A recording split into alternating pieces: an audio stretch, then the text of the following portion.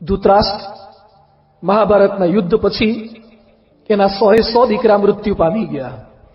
કૃષ્ણ પરમાત્માને પ્રશ્ન પૂછે છે કે પાંડવોના 5 હતા તો 5માંથી એક પણ ઓછો ન થયો અને મારા 100 દીકરા કેમ મૃત્યુ પામી ગયા? એ સમયે કૃષ્ણ ભગવાન પ્રત્યુત્તર આપે છે કે આજથી 50 જન્મ પહેલા તું પારધી હતો, આજથી 50 જન્મ પહેલા તું પારધી હતો અને એક ઝાડ ઉપર નાના પક્ષીઓ બેઠા હતા. તે ઝાડ ઉપર ઝાડ નાખી અને નીચેથી અગ્નિ પ્રજ્વલિત કર્યો. મોટા પક્ષી ઉડી ગયા પણ બખોલમાં અને માળામાં છુપાયેલા સંતાયેલા નાનકડા બચ્ચા એ અગ્નિની જ્વાળાઓની અંદર સળગી ગયા. આજથી 50 જન્મ પહેલા તે પક્ષીઓને માર્યા એની સંખ્યા 100 હતી. એ પાપે કરીને આજે 50 જન્મ પછી તારા 100 દીકરાઓ મૃત્યુ પામ્યા છે. ભગવાનના દરબારમાં દેર છે પણ અંધેર નથી જે લોકો બોલે છે. 50 જન્મ પછી પણ જેની હત્યા કરી છે, જેને દુઃખ આપ્યું છે, એની ફળશ્રુતિ એ ભોગવવાનો વારો આવે છે. પ્રશ્ન છે તો એના સમાધાન એ કોઈ વ્યસને સમાધાન નથી. ટીકા કરવી, ફરિયાદો કરવી એ સમાધાન નથી. પ્રશ્નોના ઉપર છલ્લા ઉપાયો કેવા લોકો કરી રહ્યા છે. વ્યસન લોકો ખૂબ કરે છે. કેન્સર થાય, બાઈઓ વિધવા બને, બાળકો નાથ બને, ગુટકા ખાતા ઓછા થાય એના માટે સરકાર શું કરે છે? ગુટકાની પડીકા પર વીંછી દોરે છે. હવે આ લોકો જે ખાવા ટેવાયેલા હોય એને દોરેલા વીંછી નડે? વીંછી જોયા પછી કેટલા લોકોએ ગુટકા બંધ કરી દીધા? સરકાર પ્રયત્ન કરે છે કે સ્કૂલ કોલેજના કેમ્પસથી આટલા મીટરની અંદર ગુટકાની લારી ગલ્લા એ ન રાખવા. અરે cigarette smoking is ઇન્જરિયસ to health આટલું લખવાથી સિગારેટ કોઈ છોડતા નથી. આ કોઈ શાશ્વત ઉપાય નથી. પણ માણસને ખાવાનું મન ન થાય એના માટે શું કરી શકીએ? લાંચ ભ્રષ્ટાચાર લેવાય છે. એન્ટી કરપ્શન ડિપાર્ટમેન્ટ સુધી કાઢ્યો, સારું છે, થોડી ઘણી સફળતા મળે છે. એસીબી વાળા પ્રયત્ન કરે છે, છતાં રોજ છાપામાં વાંચતા હશો કે તલાટી, સરપંચ, મામલતદાર, ક્લાર્ક, પોલીસ ક્યાંક ને ક્યાંક લાંચ લેતા પકડાયા. ડિપાર્ટમેન્ટ હોવા છતાં પણ શા માટે લાંચ લેવાય છે? પરમ પૂજ્ય પ્રમુખ સ્વામીજી મહારાજ પાસે એક બાઈ સારંગપુરમાં મળવા માટે આવ્યા. મને કે મારે સ્વામીજીને મળવું છે. હું લઈ ગયો પ્રમુખ સ્વામીજી પાસે. મને કે આશીર્વાદ અપાવો. સ્વામીજી કે એને શું તકલીફ છે, શું પ્રશ્ન છે? એ કે સ્વામી મારા ઉપર રેડ પડવાની છે. પ્રમુખ સ્વામી મહારાજ કે રેડ પડવાની હોય એડવાન્સમાં ખબર પડી જાય? હા કે સ્વામી શક્યતા લાગે છે, અંદરની બાતમી મને મળી ગઈ છે. પ્રમુખ સ્વામી મહારાજ કે તમારા પર રેડ કેમ પડશે? એ કે સ્વામીજી મારી સર્વિસ સિવિલ એન્જિનિયર તરીકે નર્મદાની જે કેનાલો પસાર થઈ છે એમાં મેઇન ઇન્ચાર્જ એન્જિનિયર તરીકે છે. સ્વામી કે એમાં રેડ તમારા પર શા માટે પડે? એ કે જેટલો સિમેન્ટ કેનાલમાં વાપરવાનો હોય એ બધાની પરમિશન મારી સાઇનથી થાય. સ્વામીજી કહો એમાં રેડ શા માટે પડે? એ કે સ્વામી મેં કેનાલમાં ન વાપર્યો ને બીજે વાપર્યો એટલે રેડ પડવાની છે. પ્રમુખ સ્વામી મહારાજ જેવા પવિત્ર સંતા સાંભળે એટલે સ્વામીજી પ્રેમથી એને મીઠો ઠપકો આપતા બોલ્યા કે હરામનું ન ખવાય, તમે એન્જિનિયર છો. બે ઈમાનદારીની ભેળ ખાવી એના કરતા ઈમાનદારીનો સૂકો રોટલો ખાવો સારો. એ વખતે પેલા ભાઈ પ્રમુખ સ્વામીજીના હાથ ઉપર હાથ મૂકીને શું કહે છે? સ્વામી તમે ચિંતા ના કરો, જે રેડ પાડવા વાળા છે ને એને થોડું ઘણું ખવડાવી દઈશું ને તો સેટિંગ થઈ જશે. પ્રમુખ સ્વામી મહારાજ મારી સામે જોઈને મન કે જે રેડ પાડવા વાળા હોય એ ખાય? સ્વામીજીને મોઢું ખોલતા આવડતું હોય બધા ખાય. સેટિંગ કરતા થવું જોઈએ. લાંચ એન્ટી કરપ્શન બુરો હોય છતાં પણ માણસોની વૃત્તિ બદલ્યા વગર એ કોઈ છૂટકો નથી. ચોરી બહુ થાય છે, સીસીટીવી કેમેરા ગોઠવી દો. અરે સીસીટીવી કેમેરા હોય તો એ ચોરીઓ ક્યાં સંપૂર્ણ બંધ થઈ જાય છે? ચોરી કરવાનું મન ના થાય એના માટેની વૃત્તિ કોણ બદલી શકશે? વૃદ્ધોને દીકરાઓ નથી રાખતા, વૃદ્ધાશ્રમ ખોલી નાખો. વૃદ્ધાશ્રમ એ કોઈ સમસ્યાનું સમાધાન નથી. છોકરાઓ મા બાપને છેલ્લા શ્વાસ સુધી સાચવી શકે એવા સંસ્કારો કોણ આપી શકશે? એ સમાધાન છે. બળાત્કાર ખૂબ થાય છે, શું કરી શકીએ? હેલ્પલાઇન ગોઠવી દો. અરે કેટલીક મદદ મળશે, પણ બળાત્કાર કરવાનું મન ન થાય એવા સંસ્કારો આપવા એ સાચી સંસ્કૃતિ છે. 3 પ્રકારના માણસો છે. એક વિકૃત, બીજા પ્રકૃત અને ત્રીજા સંસ્કૃત. જે વિકૃત છે વિકૃતિ મુજબનું આચરણ કરે છે, જે પ્રકૃત છે એ પ્રકૃતિ મુજબનું આચરણ કરે છે, અને જે સંસ્કૃત છે તે સંસ્કૃતિ મુજબનું આચરણ કરે છે. રોડ પર કોઈકનો મોબાઈલ પડેલો દેખાય અથવા કોઈકનું પાકીટ દેખાય, એમને બિનવારસ હાલતમાં પડ્યું હોય અને લેવાનું મન થાય તો બહુ ગભરાતા નહીં. એ માણસ માત્રની પ્રકૃતિ છે કે સામેથી તૈયાર વસ્તુ મળે તો લેવાનું મન થાય, પણ કોઈકના ખિસ્સામાંથી લઈ લેવાની પ્રવૃત્તિ થાય તો એ વિકૃતિ છે.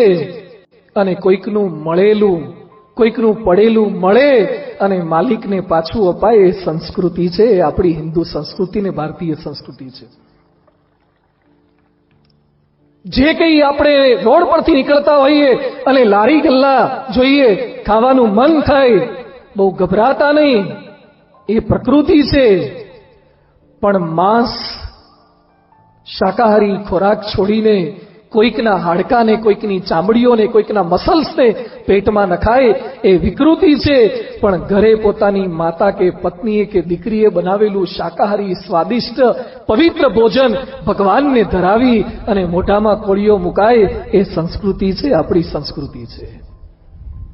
કોઈક સ્વરૂપવાન સ્ત્રીને જોયા પછી ગમે તેવા પુરુષનું મન ક્યારેક ચલાયમાન થઈ શકે કે સ્વરૂપવાન પુરુષને જોયા પછી સ્ત્રીનું મન ચલાયમાન થઈ શકે. બહુ ગભરાઈ ન જતા, એ પ્રકૃતિ છે. પણ પોતાની સ્ત્રી સિવાય પારકી બહેન દીકરી પ્રત્યે કુદ્રષ્ટિ કરવી કે બળાત્કાર કરવા, અનાચાર કરવા એ વિકૃતિ છે. પણ પોતાની પત્ની સિવાય પારકી સ્ત્રી માત્રને મા બહેન દીકરી સમજવી એ આપણી સંસ્કૃતિ છે, આપણી સંસ્કૃતિ છે. આ કથાનો આશય વિકૃતિમાંથી પ્રકૃતિ તરફ અને પ્રકૃતિમાંથી સંસ્કૃતિ તરફ જવાનો છે. અંદરથી ફેરફાર થાય તો બાહ્ય ફેરફાર એની જાતે થઈ જશે. ફિલ્મોમાં ખરાબ આવે છે એટલે સેન્સર બોર્ડ મૂકો. સેન્સર બોર્ડ હોવા છતાં પણ ફિલ્મોમાં નહીં જઈ શકાય, ન જોઈ શકાય એવા દ્રશ્યો આવે છે ને. અરે તમે ફિલ્મોમાં સેન્સર બોર્ડ મૂકશો, પણ મોબાઈલની અંદર તમારા દીકરા દીકરી રાત્રે રજાઈ ઓઢીને જે જુએ છે એની અંદર કયું સેન્સર બોર્ડ કામે લગાડવાના છો? ઇન્ટરનેટની અંદર કયું સેન્સર બોર્ડ કામે લગાડવાના છો? પણ જોઈ લો લક્ષ્મણના સંસ્કાર, જે 14 વર્ષ પોતાના ભાઈ અને ભાભીની સાથે છે, પણ પોતાની ભાભી સીતાના પગથી ઉપર નજર કરીને જોયું નથી. આ કયા પ્રકારના સંસ્કાર છે? આ કયા પ્રકારની વાતો છે? રામાયણમાં બહુ સુંદર પ્રસંગ આવે છે. રામ, સીતા, લક્ષ્મણ 14 વર્ષ જંગલમાં સાથે હતા. એવામાં એકવાર સીતા કઈ ફળફૂલ લેવા માટે ગયા હશે અને રામ લક્ષ્મણને પ્રશ્ન પૂછે છે કે લક્ષ્મણ, છેલ્લા ઘણા વર્ષોથી તું અમારી સાથે છે, તું પણ યુવાન છે, સીતા પણ યુવાન છે, તું તારી પત્નીને છોડીને આવ્યો છે, પત્ની વગરનો પુરુષ છે, તો સીતાને જોયા પછી તારું મન ચલાયમાન નથી થતું? એક ભાઈ પોતાના ભાઈને આ ઉંમરે કેવો પ્રશ્ન પૂછી શકે છે? કેવી ટ્રાન્સપરન્સી, કેવી પારદર્શિતા રામ અને લક્ષ્મણની વચ્ચે હશે. એ સમયે રામ લક્ષ્મણને કહે છે, ફલમ દૃષ્ટવા રૂપમ દૃષ્ટવા, ફળને જોઈને, રૂપને જોઈને કોઈ પણ પુરુષનું મન, કોઈ પણ વ્યક્તિનું મન ચલાયમાન થાય. રૂપવાન સ્ત્રીને જોઈને, તો સીતાને જોઈને તારું મન ચલાયમાન કેમ નથી થતું? એ સમયે લક્ષ્મણ સુંદર જવાબ આપે છે, માતા યસ્ય પતિવ્રતા, પિતા યસ્ય સુચિર્ભૂતો, ઉભાભ્યામ સંભૃત તસ્ય નો ચલતે મન. જેની મા પવિત્ર હોય, જેનો બાપ પવિત્ર હોય, એના જે સંતાન હોય એને પારકી સ્ત્રીને જોઈને એનું મન ક્યારે ચલાયમાન ન થાય. હું એવા પવિત્ર માતા પિતાનું સંતાન છું. લક્ષ્મણને બહુ જાજી સલાહો નથી આપી, એવા સંસ્કારો આપ્યા હતા. આ નથી એટલે પરિસ્થિતિ કેવી સર્જાય છે. બોમ્બેની ટ્રેનમાં એક ભાઈ ટ્રેનમાં ચડવા જતા હતા, તેનું ખિસ્સું કપાતું એવું લાગ્યું એટલે એને પોતાના ખિસ્સા પર હાથ મૂક્યો તો એક 18-20 વર્ષની છોકરી ખિસ્સું કાપતી હતી. એટલે એને કીધું, તું ખિસ્સું કાપે છે છોકરી થઈને? એ કે માફ કરજો, હું ખિસ્સા કાતરું છું. પણ તમે કેમ નહીં પકડી પાડી મને? હાથ સુધી મને કોઈએ પકડી નથી. પેલો ભાઈ કે મને માફ કરજે, હું ખિસ્સા કાતરું છું, અંદર જઈને દાળ પાડવાનો હતો પણ તે રસ્તામાં ફૂંક મારી દીધી. પેલી છોકરી કે હવે હાથ પકડ્યો છે પકડેલો જ રાખજો. એટલે પેલા ભાઈ કે શું કહેવા માંગે છે? એ કે આપણે બે સેમ કોલેજના સેમ બ્રાન્ચના ગ્રેજ્યુએટ કહેવાઈએ, તો બંનેનું ગોઠવાઈ જાય સારું, તો સપ્તપદીશાદી.com નામ લખાવું નહીં. બંનેના લગ્ન થયા. 2-3 વર્ષે સુવાવડનો પ્રસંગ આવ્યો. નર્સ ડિલિવરી કરીને બહાર આવી તો નર્સની આંગળી પરથી વીંટી ગુમ થઈ ગઈ. બહુ તપાસ કરતા ખબર પડી પેલું તાજું જન્મેલું ટાબરિયું હતું, એની મુઠ્ઠી બંધ હતી. મુઠ્ઠી ખોલી તો અંદરથી વીંટી નીકળી. માતા યસ્તે ખિસ્સા કાતરું, પિતા યસ્તે ખિસ્સા કાતરું, ઉભાભ્યામ ભવતી સંભવતી ખિસ્સા કાતરું. જેની માં ખિસ્સા કાતરું હોય, જેનો બાપ ખિસ્સા કાતરું હોય, એની ઓલાદો જનતા વેત નર્સની વીંટીઓ જ ચોરે. સીસીટીવી કેમેરા મૂકવાથી કે ફિલ્મોમાં સેન્સર બોર્ડ મૂકવાથી કોઈ પ્રશ્નોના શાશ્વત સમાધાનો મળી શકતા નથી. એ બધાની વચ્ચે આપણી સમસ્યાનો સમાધાન કઈ રીતે પ્રાપ્ત થઈ શકે? અરે, આપણા ઘરમાં મચ્છર નડતા હતા, એના સોલ્યુશન આપણે કાઢી નાખ્યા. ઓલ આઉટ મચ્છરદાની ઓલ આઉટ લઈ દીધા. આપણા ઘરની અંદર વંદા આવતા હતા તો પેલો ચોક આવે છે લક્ષ્મણ રેખા, આમ લીટો દોરે. જે રાવણને ખબર નહોતી પડતી, વંદાને ખબર પડે કે અહીંયા ન જવાય. પ્રશ્નોના સમાધાન આપણે શોધી કાઢ્યા. એક પ્રશ્ન સમાઈએ ત્યાં નવા પ્રશ્નો ઉભા જ હોય છે. અમારે સારંગપુરની અંદર સ્મૃતિ મંદિર ઉપર કબૂતર બહુ બેસે. એકાદ કબૂતર હોય તો શાંતિનું દૂત કહેવાય, પણ હજાર ભેગા થાય એટલે બહુ અવાજ કરે. અવાજ તો કદાચ સહન થાય, પણ ઉપર બેઠા બેઠા કેસર જળનો અભિષેક કર્યા જ કરે એટલે લોકોના કપડા બગાડે, માથા બગાડે. એટલે સંતોએ સરસ આયોજન કર્યું. એક ભાઈને પેલો પતરાનો જૂનો ડબ્બો આપ્યો અને કીધું કે કબૂતર બહુ બેસે એટલે તમારે થોડો ખખડાવવાનો તો કબૂતર ઉડી જાય અને લોકોના કપડા કે પગ ન બગાડે. થોડાક દિવસ કબૂતર ઉડી ગયા. થોડીક વાર થઈને પછી ડબ્બો ખખડાયો. 5-7 દિવસ પછી તો એ કઈ કબૂતર ઉડે નહીં. એટલે સંતો પાસે ફરિયાદ લઈને એક સ્વામી કે કબૂતર ઉડતું નથી. અરે, ડબ્બો ખખડાવો છો? હા કે બહુ ખખડાયો, પણ કબૂતર સેટ થઈ ગયું કે આ બેકગ્રાઉન્ડ મ્યુઝિક લાગે છે. હવે ટેવાઈ ગયા, હવે ઉડતા જ નથી. નવો ઉપાય બતાવ્યો.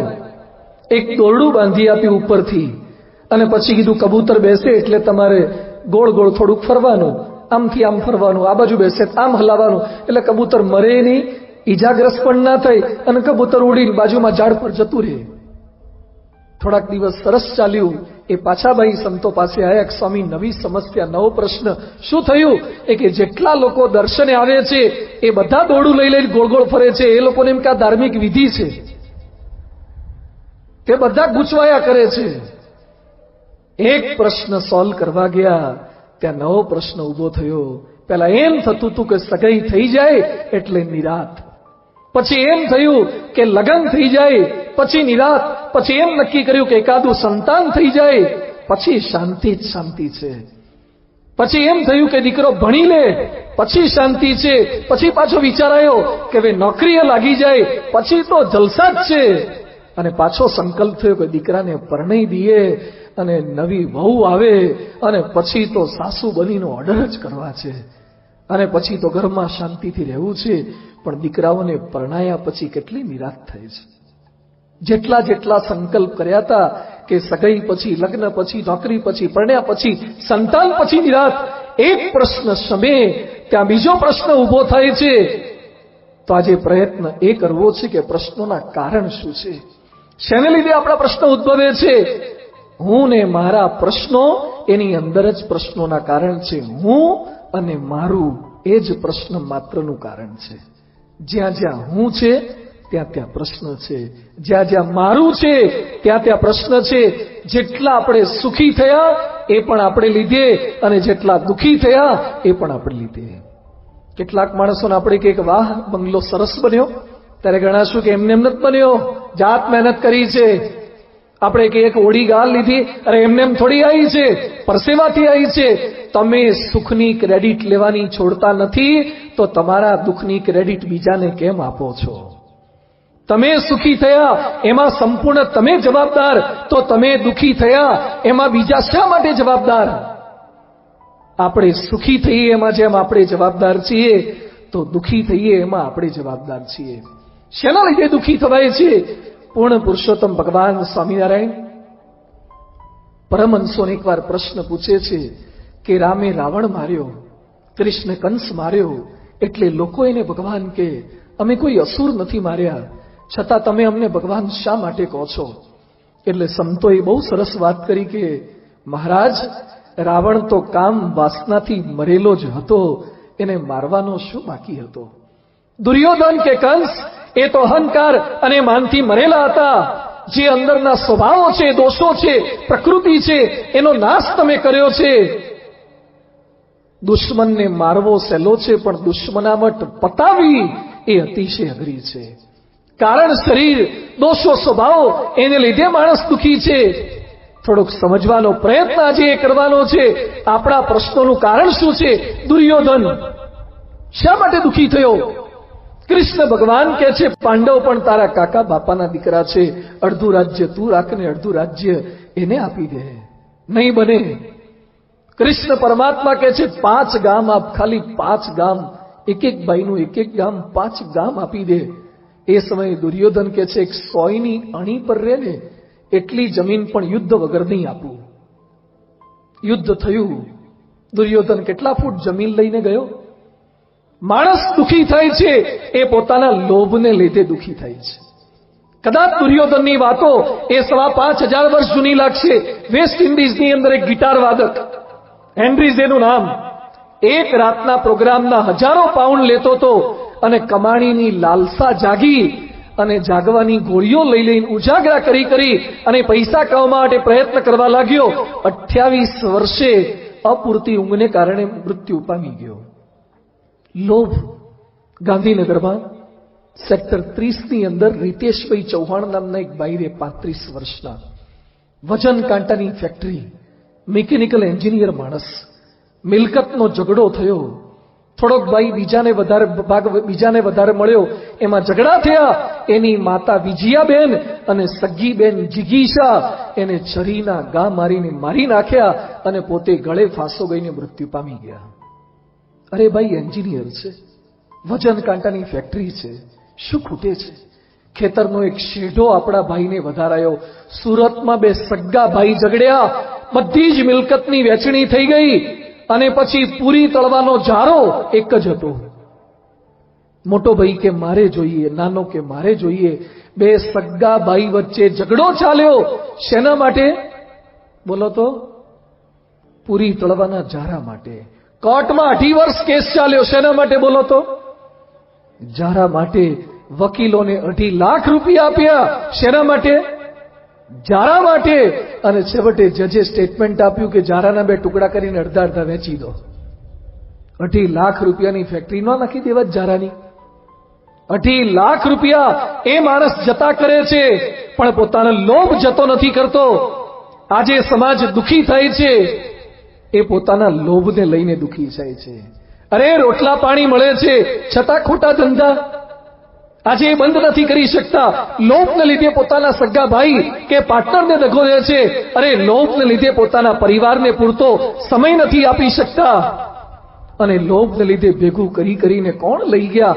6 પેક બોડી બનાવી હોય ને 6 પોકેટ જીન્સ પહેર્યા હોય તો એને સળગાવે છે. તારે જીન્સના પેન્ટ પહેરીને કોઈને હળગાવતા નથી.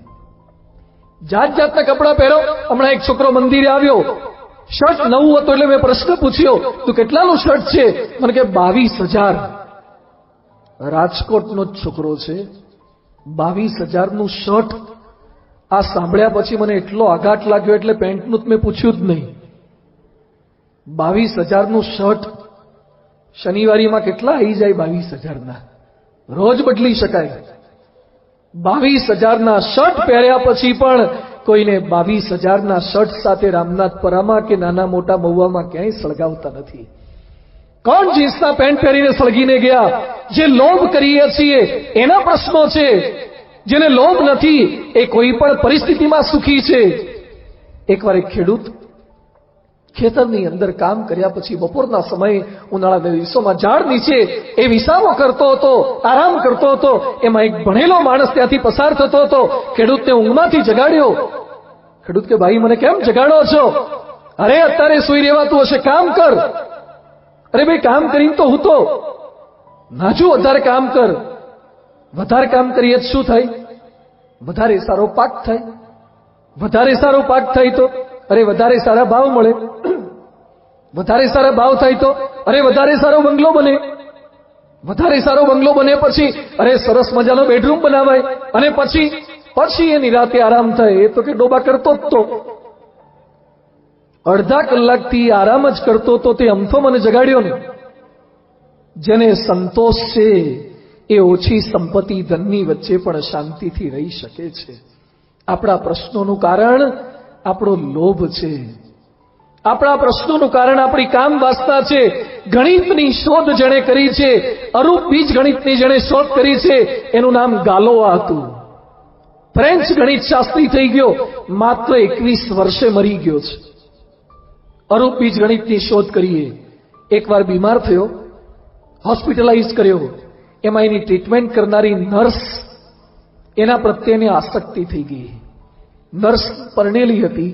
એના પતિએ બહુ સમજાયો છતાં ન માન્યો, એટલે નર્સના પતિએ આ ગણિત શાસ્ત્રીને ગોળી મારી અને મૃત્યુ પથારી પર સૂતો છે. મરતા પહેલા એણે એક લેટર લખ્યો છે. લેટરમાં લખે છે કે મારી ખરાબ દાનતને લીધે યુવાન વયે મારે મરવું પડે છે. આટલી અદ્ભુત ગણિતની શોધો છોડીને મરવું મને કેવો તિરસ્કાર છૂટે છે. આજે માણસ દુઃખી થાય છે, પ્રશ્ન ઉભા થાય છે. એ કામ વાસનાને લીધે ઉભા થાય છે. લાઠીના કલાપી, જેનો મેં મંગલ પ્રારંભ કરતા ઉલ્લેખ કર્યો, જ્યાં જ્યાં નજર મારી ઠરે, એ કલાપી પરણેલા હતા, પણ એની દાસી શોભના એને વધારે ગમતી હતી. એટલે એની પત્નીએ, સગી પત્નીએ કલાપીને ઝેર આપ્યું અને 26 વર્ષે કલાપી મરી ગયા છે. પ્રશ્ન થાય એનું કારણ શું છે? પ્રશ્નનું કારણ આ છે. પરિવારના પ્રશ્ન આ થયા. રાજકોટના એક આર્કિટેક્ટ મને મળવા માટે આવ્યા. મને કે સ્વામી, મારી પત્ની કોઈક બીજા સાથે અફેર છે. રાજકોટની હું વાત કરી રહ્યો છું. યાદ રાખજો, રાજકોટના ફોટોગ્રાફ બહુ સારા છે, એક્સરે બહુ ખરાબ છે. ફોટોગ્રાફ બહુ સારા છે, એક્સરે બહુ ખરાબ છે. અરે ઘરમાં લગાવવામાં આવે ત્યારે ફોટોગ્રાફ લગાવવામાં આવે, ડોક્ટર બતાવે ત્યારે એક્સરે બતાવે છે. આ પારાયણ, આ સમાધાન આપણા એક્સરે જોઈને કરવાના છે. એ આર્કિટેક્ટ મને કહે છે કે મારી પત્નીને કોઈક બીજા સાથે અફેર છે. તમને ખબર કઈ રીતે પડી? મને કે સ્વામી, રાત્રે 2-2:30 વાગે કોઈકની સાથે ચેટિંગ કરતી હોય છે. તું તમારી પત્નીને ખુલાસો કરો, વાતચીત કરો, માફી માગે તો માફ કરી દો, ભૂલ જતી કરો. માણસ માત્ર ભૂલને પાત્ર. મને કે સ્વામી, હું છેલ્લા 3-4 વર્ષથી પ્રયત્ન કરું છું, છતાં પત્ની એક જ જવાબ આપે છે કે you are my husband and he is my friend. તમે મારા પતિ છો અને પેલો મારો મિત્ર છે. I will keep both. હું બંનેને પેરેલલ રાખીશ. એ બેન રાજકોટની એક સેલ્ફ ફાઇનાન્સ સ્કૂલમાં શિક્ષિકા તરીકે વિદ્યાર્થીઓને સંસ્કારવાળું શિક્ષણ આપવાનું કામ કરી રહ્યા છે.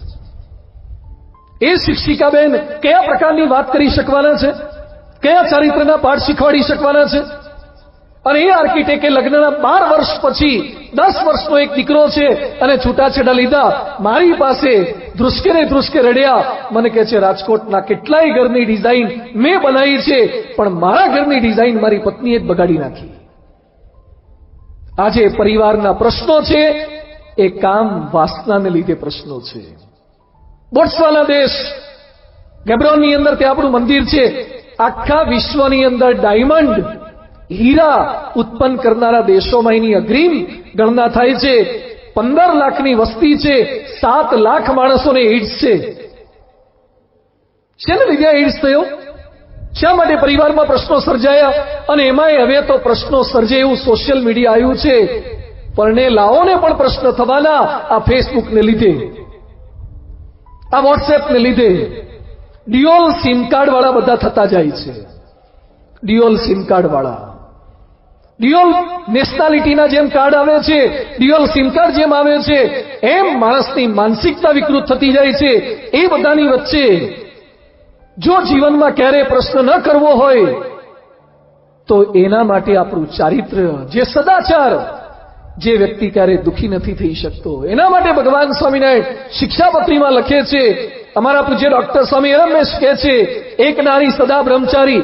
અને નરસિંહ મહેતા ગાય છે, પરસ્ત્રી જેને માત્રે જ્યાં જ્યાં આડા સંબંધો થયા છે ત્યાં પ્રશ્ન મોડા કે વહેલા એ ઉદ્ભવ્યા જ છે. ઝઘડા થયા છે, ખૂન થયા છે અને જેલમાં જવાના વારા આવ્યા છે. પ્રશ્નનું કારણ ક્યાંક લોભ છે, ક્યાંક કામ વાસના છે. પ્રશ્નનું કારણ એ આપણા પોતાના સ્વાદ છે. બોમ્બેની અંદર એક ગૌતમ નામનો ભાઈ, 23 વર્ષની ઉંમર, એની પત્ની સાવિત્રીએ કઢી બનાવી અને સરસ કઢી બની. આ ભાઈને કઢી ભાઈ એટલે પત્નીને વાત કરી કે હું નોકરી જઉં છું, સાંજે પાછો આવું એટલે કઢી રાખજે. પત્ની જમવા બેઠી, એમાં એને કઢી વધારે ફાઈ ગઈ, તે ઉલાળી ગઈ. કઢી પૂરી થઈ ગઈ. સાંજે પાછો આવ્યો, પૂછ્યું કઢી ક્યાં? અને કઢી ન મળી. ગુસ્સે થયો અને બોમ્બેમાં 5મા 7મા માળેથી એની પત્નીને બિલ્ડિંગ પરથી નીચે નાખી દીધી. અત્યારે બોમ્બેની પરેલની જેડમાં રોજ કઢી ખાય છે. થોડો ખમી ગયો હોત તો આજે કઢી ન થઈ જાત, અથવા બીજા દાડે ન ખવડાવત. એક સ્વાદ માણસને કેટલો દુખી કરે છે. આણંદ પાસે ખંભોળજ ગામ છે, એમાં એક બેને ચા બનાવી. પેલા ભાઈને ચા વધારે ખાઈ એટલે બીજી ચા માંગી. નહોતી ચા, બનતા થોડીક વાર લાગી. ગુસ્સામાં આવીને કુહાડી મારી અને બેનને મારી. બીજી બેન બચાવ આવી, બીજીને મારી નાખી. શું પ્રશ્નો સ્વાદના બને છે? પૂનામાં અનંત મહાદેવ નામનો 35 વર્ષનો ભાઈ, ખાવાનો શોખીન, રોજ રસોઈ બને એમાં પત્નીનો વાંક કાઢ્યા કરે. એકવાર પત્ની કંટાળી અને એની મા સાથે મળી અને પોતાના પતિને જ સળગાવી નાખ્યો. આજે બંને સાસુ બંને જણા જેલમાં છે. પરિવાર દુખી થયો એક સ્વાદને કારણે. જમવું એ પાપ નથી, પણ જમવા માટે પાપ કરવાને એ ખોટું છે. જમવા માટે ઝઘડા કરવા એ ખોટું છે. આજે માણસ દુખી થાય છે એક જીભના સ્વાદ એને લીધે વ્યસન કરે છે. વ્યસનથી શું દુઃખ! આજે સમાજની અંદર, આજે રાષ્ટ્રની અંદર ખોટા ખર્ચા કે કેન્સર જેવી બીમારીઓ વ્યસનને લીધે. આ પ્રશ્ન શેને લીધે ઉદ્ભવ્યા? ભાવનગર પાસે સિહોર નામનું ગામ ને શામજીભાઈ નામના એક બાઈ, 40-50 વર્ષ થયા, 55 વર્ષ થયા, પણ કોઈ સંતાન નહીં.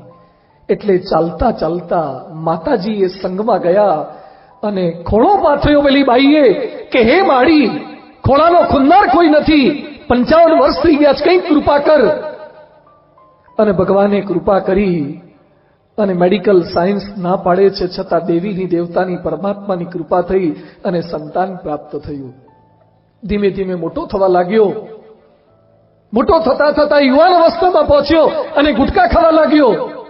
એના કાકાએ ઠપકાર્યો ત્યારે એના બાપુજી બોલ્યા એને કાંઈ નહીં કહેવાનું, 55 વર્ષે આવ્યો છે.